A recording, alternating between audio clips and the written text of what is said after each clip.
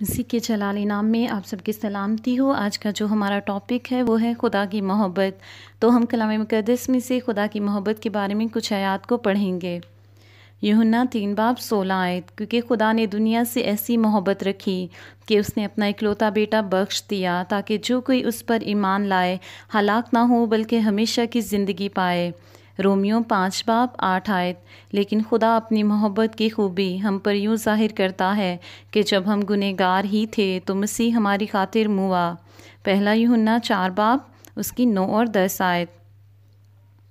جو محبت خدا کو ہم سے ہے وہ اس سے ظاہر ہوئی کہ خدا نے اپنے اکلوتے بیٹے کو دنیا میں بھیجا ہے تاکہ ہم اس کے سبب سے زندہ رہیں۔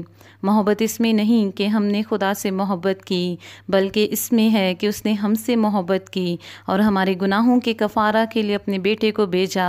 یسایہ چیپٹر 49:16۔ دیکھ میں نے تیری صورت اپنی ہتھیلیوں پر کھود رکھی ہے اور تیری شہر پناہ ہمیشہ میرے سامنے ہے۔ ان آیات میں ہم یہ دیکھتے ہیں کہ خداوند کس قدر ہم سے پیار کرتا ہے، محبت کرتا ہے۔ وہ ہر وقت اپنے تخت سے ہماری طرف نگاہ کرتا اور کہتا ہے کہ وہ ہم سے پیار کرتا ہے۔ آج ضرورت اس بات کی ہے کہ ہمیں خدا کی محبت کو جاننا ہے، اس سے واقف ہونا ہے، اس کی محبت پہ یقین کرنا ہے۔ تو میں آپ کے سامنے ایک اور ورس کو پڑھنا چاہتی ہوں جو کہ ہے پہلا یوحنا 4 اس کی 16 آیت۔ جو محبت خدا کو ہم سے ہے اس کو ہم جان گے اور ہمیں اس کا یقین ہے۔ خدا محبت ہے اور جو محبت میں قائم رہتا ہے وہ خدا میں قائم رہتا ہے اور خدا اس میں قائم رہتا ہے۔ تو چلیے ہم بھی اپنی زبان سے اس بات کا اقرار کرتے ہیں اور ایک چھوٹی سی پرے کرتے ہیں۔ اے خدا باپ، میں تیرا شکر کرتا یا کرتی ہوں کہ تو مجھ سے بے حد پیار کرتا ہے۔ تو نے اپنے اکلوتے بیٹے یسوع کو میری خاطر اس دنیا میں بھیجا، جس نے میرے گناہوں کو اپنے اوپر اٹھا لیا اور مجھے ہر قسم کے گناہ سے آزاد کر دیا۔